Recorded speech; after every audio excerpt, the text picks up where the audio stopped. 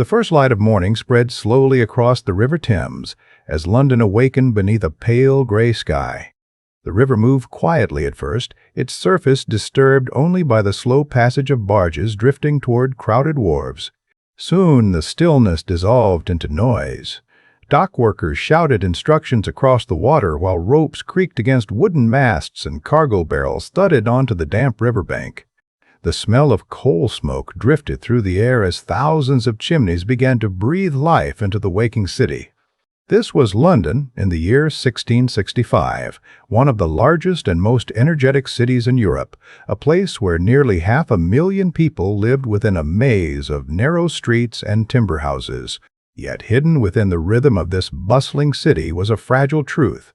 Within a year, fire would sweep through these same streets and erase much of the world that stood here.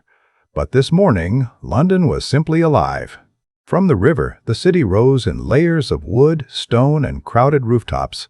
Houses leaned outward above the streets as if they were trying to touch each other across the narrow lanes below. Many buildings stood 4 or 5 stories high, their upper floors jutting forward over the roadway in a style that had defined London architecture for centuries.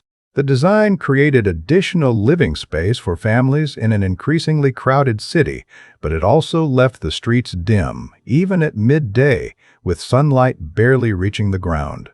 Walking through the city gates into the heart of London meant entering a world shaped by centuries of history. The old Roman walls still marked the boundary of the City of London, though the population had long since spilled beyond them. Inside these walls, the streets twisted unpredictably, forming a labyrinth of alleys that had evolved gradually over generations. No single plan governed their shape. Instead, they followed the memory of medieval paths, bending around markets, churches, and merchant houses. At ground level, commerce dominated everything. Shops opened directly onto the street, their wooden shutters folding outward to display goods to passing customers. Bakers arranged fresh loaves beside steaming ovens while the smell of warm bread drifted through the crowded lanes.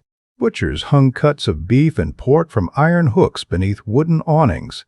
Fishmongers laid out their morning catch on damp tables, shouting loudly to attract buyers before the food spoiled in the heat. Every street carried its own mixture of sounds and smells. Horses clattered across uneven stones while carts loaded with coal, grain, and timber pushed slowly through the crowds. Street vendors called out the prices of apples, onions, or hot pies. Somewhere nearby, a blacksmith hammered glowing iron against an anvil, the sharp ringing sound echoing between buildings. The people of London moved constantly through this environment. Apprentices hurried along narrow lanes carrying bundles of cloth or baskets of tools for their masters. Sailors newly arrived from the docks wandered into taverns searching for food and drink after weeks at sea. Wealthy merchants walked briskly between counting houses where fortunes were calculated in ledgers filled with numbers from across the world. London in 1665 was more than just a city. It was the center of a rapidly expanding commercial empire. Ships arriving along the Thames carried goods from distant places that most Londoners would never see. Timber from northern Europe, wine from France, spices carried across oceans, tobacco from American plantations, and sugar from Caribbean islands all passed through London's markets. The docks were crowded with warehouses stacked high with barrels, crates, and bales of cloth waiting to be sold or transported further inland. Trade guilds helped organize this enormous flow of commerce. Each craft in London belonged to a guild responsible for regulating quality, training apprentices, and protecting the interests of its members. Young boys entered apprenticeships as teenagers, living in the homes of their masters while learning a trade that would shape the rest of their lives. After years of training, they might eventually become masters themselves, opening shops and joining the network of craftsmen who sustained the city's economy. Above this world of labor and trade stood the political leadership of London. The Lord Mayor and the city's aldermen governed the City of London with considerable authority, balancing the interests of powerful merchant families with the demands of the English crown. London's wealth made it a critical partner to the monarchy, funding royal projects and international trade ventures that extended England's influence across the seas. Yet prosperity did not reach everyone. Behind the busy markets and merchant houses were neighborhoods where poverty was impossible to ignore. Laborers crowded into small rented rooms near the river, sharing cramped buildings where several families might occupy a single structure. Migrants arriving from the countryside often found themselves living in these districts while searching for work in the docks or workshops. Sanitation was poor in many of these streets. Waste flowed through open gutters along the road before eventually draining toward the Thames.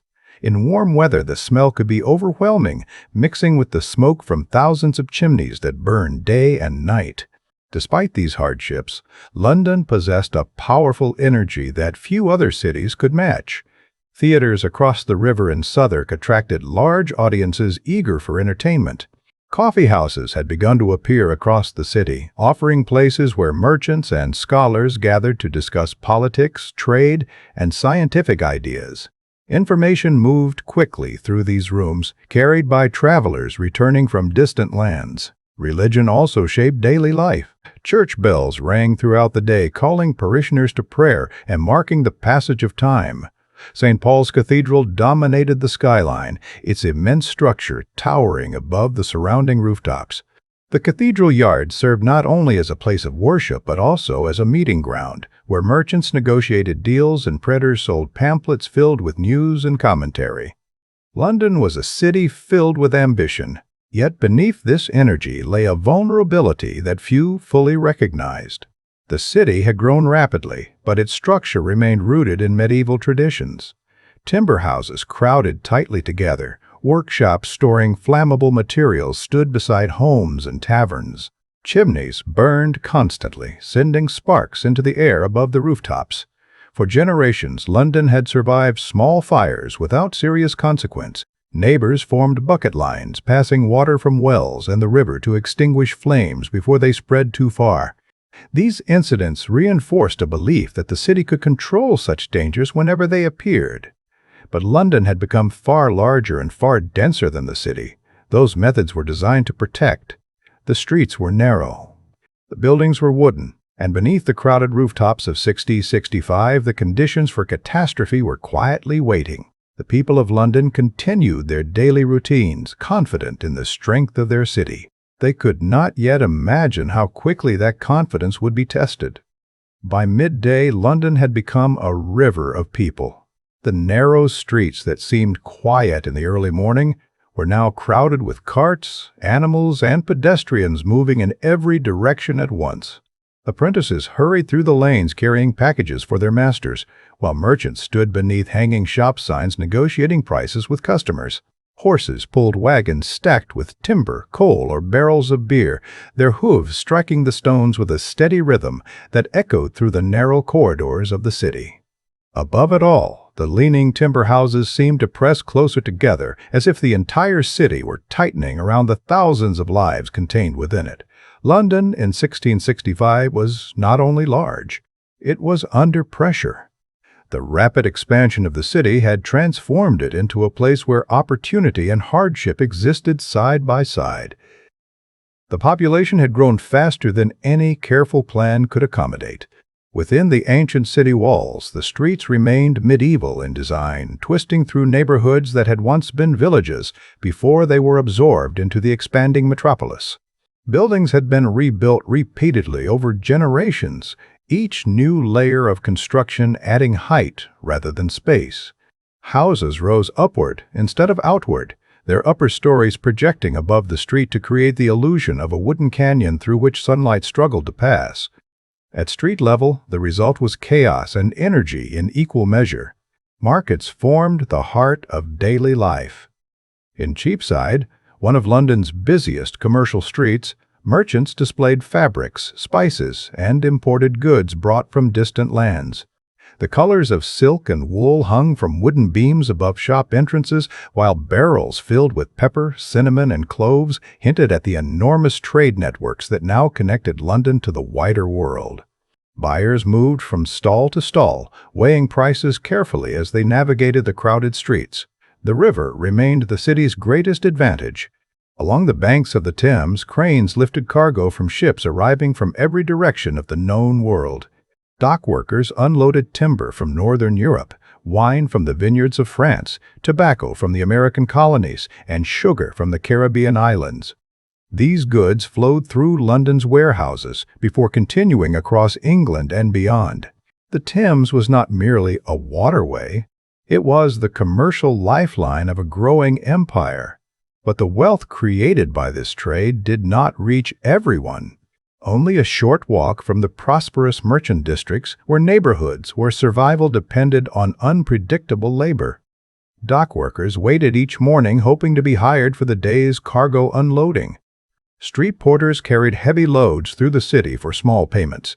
In these poorer districts, entire families crowded into single rooms within aging timber buildings. Privacy was rare and sanitation was worse. Open drains carried waste along the edges of the streets, and during warm weather the smell lingered heavily in the air, yet these conditions were accepted as part of city life.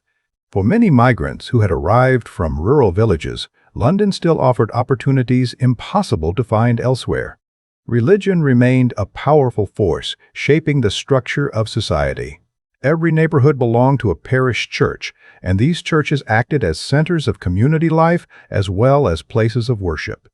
Church bells rang throughout the day, reminding citizens of the rhythm of prayer and marking the passing of time.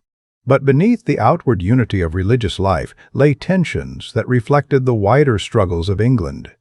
The 17th century had been a turbulent period for religion in the country. The Church of England had broken away from the authority of Rome decades earlier, and debates about the correct form of worship still divided communities. Sermons delivered from pulpits could ignite arguments that extended into taverns and marketplaces. Religion was not simply a private belief. It was deeply connected to politics and power. The printed word amplified these debates.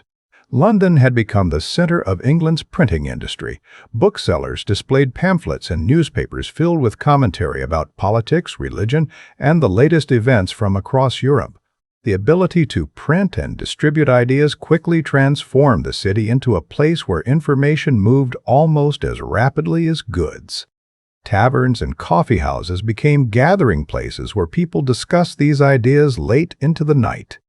Merchants debated trade routes and shipping ventures, while scholars spoke about scientific discoveries that were beginning to reshape European thought. The city felt like the intellectual center of a changing world. But beneath this intellectual and commercial energy, London faced a far more immediate threat. Disease had always been a danger in crowded cities, and London was no exception. The narrow streets, dense housing, and poor sanitation created perfect conditions for the spread of illness. Epidemics had appeared before, but none carried the same terror as the plague. In the spring of 1665, whispers of illness began to circulate through the city. At first, the cases appeared in poorer districts where overcrowding made infection easier to spread. But as the weeks passed, the number of deaths began to rise. Physicians recognized the symptoms immediately: fever, swelling, and the dark marks that signaled the return of the plague. Fear spread through London faster than the disease itself. Authorities attempted to contain the outbreak through strict measures. Houses where infection appeared were sealed, and watchmen were placed outside the doors to prevent anyone from leaving. Red crosses were painted on the walls as warnings to others. Entire families remained trapped inside their homes as illness spread among them.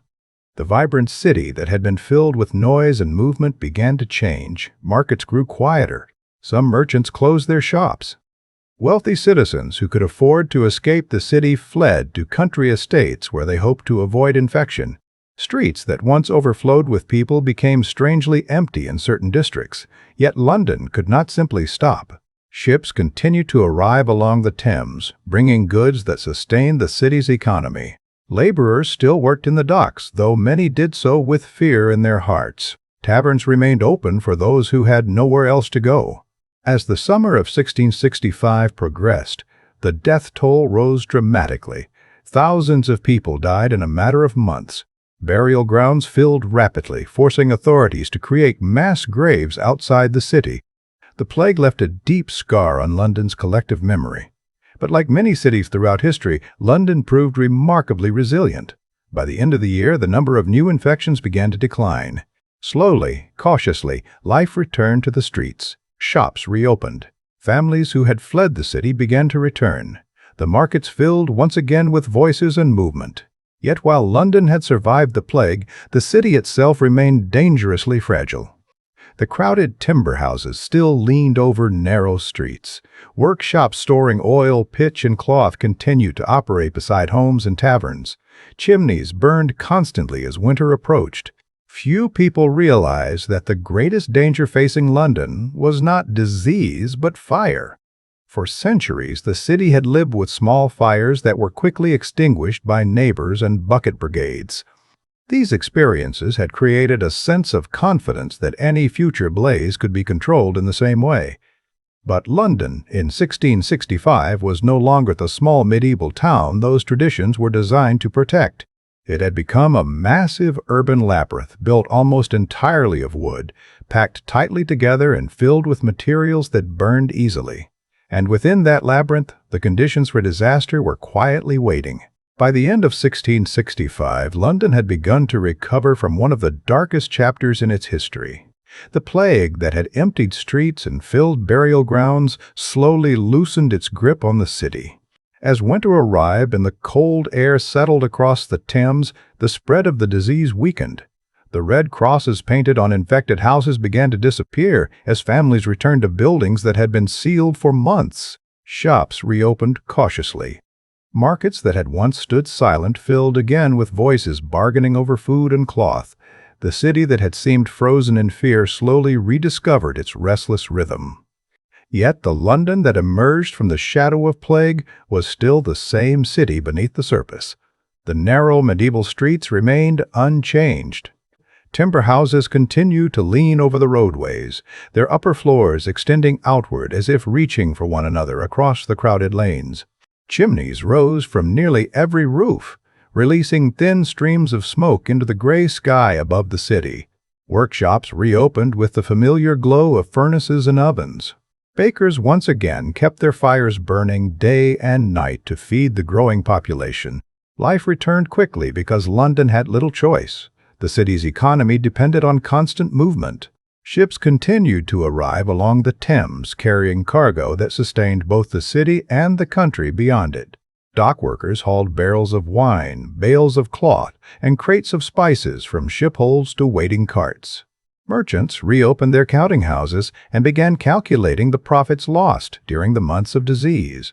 The recovery was not perfect, but it was determined. Londoners had endured hardship before. Wars, political upheaval, and earlier outbreaks of disease had tested the city repeatedly across centuries. Each time, the population had adapted and rebuilt.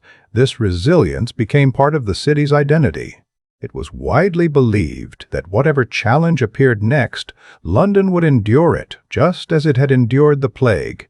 But this confidence concealed a deeper vulnerability. The physical structure of the city had never truly been redesigned to match its expanding population. Houses built centuries earlier were repeatedly modified rather than replaced. Builders added additional floors, extended rooms outward above the streets, and squeezed new structures into whatever empty spaces remained. The result was a city where buildings pressed tightly together, forming long corridors of timber and plaster that stretched across entire neighborhoods.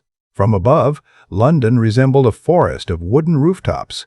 These rooftops were connected in ways that made the city dangerously exposed to fire. A flame starting in one house could easily leap to the next building through open windows or across overhanging beams. Narrow streets prevented large gaps between structures, eliminating the natural barriers that might slow the spread of a blaze. Inside these buildings, the danger increased. Homes and workshops were rarely separated. A single structure might contain a family living space on one floor, a shop on another, and a storage room filled with goods in the attic. Cloth, rope, oil, and timber materials that burned quickly were stored beside kitchens where open flames were used for cooking. Chimneys added another risk. Many were poorly maintained, their interiors lined with soot that could ignite if sparks escaped from a fireplace. During dry weather, even a small ember landing on a wooden roof could begin a fire. Despite these hazards, most Londoners believed the city could manage any fire that appeared.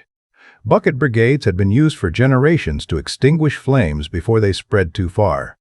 When a blaze began, neighbors rushed into the street with buckets of water drawn from wells or from the Thames. Ladders were raised to rooftops, while hooks were used to tear down burning sections of buildings. These efforts had saved the city countless times, but the system relied heavily on speed and cooperation. Property owners were often reluctant to destroy their own buildings to stop a spreading fire. Delays in decision-making could allow flames to grow beyond control. In the dense maze of London streets, a fire could move faster than a bucket brigade could respond. The summer of 1666 added another dangerous element to this already fragile environment. The weather was unusually dry. Weeks passed without significant rain, leaving wooden structures throughout the city parched and brittle. Roof beams, walls, and timber supports had lost much of their natural moisture. The entire city had effectively become fuel waiting for ignition, and yet life in London continued as it always had. Markets remained crowded with customers purchasing bread, meat, and vegetables for their families. Taverns filled each evening with sailors and merchants sharing stories from distant ports. Apprentices hurried through the streets carrying messages or packages for their masters. Children played in narrow alleyways while church bells marked the passing hours. The city was vibrant and confident. Few people paused to consider how fragile their environment had become. The wooden architecture that defined London's character had been part of the city for centuries. Fires had occurred before, but they had always been contained before they could consume entire districts. The idea that a single blaze could transform the entire city seemed almost impossible. On a warm evening in early September of 1666, London appeared perfectly ordinary. The river flowed calmly beside the crowded docks. Lanterns flickered in tavern windows as night approached. Families gathered inside their homes while bakers prepared bread for the following morning's markets. In a small bakery on Pudding Lane, a fire began during the quiet hours before dawn. At first, it seemed no different from the many fires London had faced before. But this time, the conditions were different. A strong wind moved through the narrow streets, feeding the flames with fresh oxygen.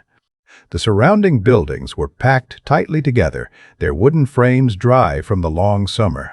Within minutes, the fire spread beyond the bakery walls. Flames leapt from roof to roof, carried by the wind through the maze of timber houses. Bucket brigades struggled to keep pace as the blaze raced through the streets. Sparks drifted through the air, igniting new fires far ahead of the advancing flames. By the time authorities realized the scale of the disaster, the fire had already grown beyond their control. Over the following days, the Great Fire of London would destroy thousands of homes, churches, and markets across the city. Entire neighborhoods would vanish beneath smoke and ash. The medieval city that had stood for centuries would be transformed forever. But in the final hours before that fire began, London existed in a fragile moment of calm. Its streets were filled with life, its markets were busy with trade, its citizens believed they had survived the worst the world could bring. They did not yet know that the greatest transformation in the city's history was about to begin.